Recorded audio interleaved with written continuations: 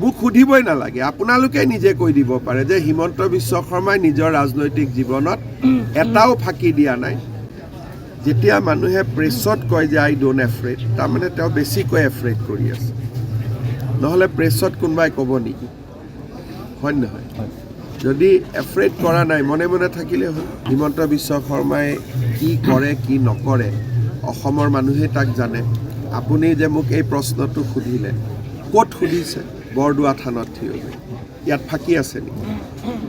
তাৰমানে আপোনালোকে কোৱাক যিবিলাক তেওঁ কয়, মোক সুধিবই নালাগে, আপোনালোকে নিজে কৈ দিব পাৰে যে হিমন্ত বিশ্ব শৰ্মাই নিজৰ ৰাজনৈতিক জীৱনত এটাও ফাঁকি দিয়া নাই।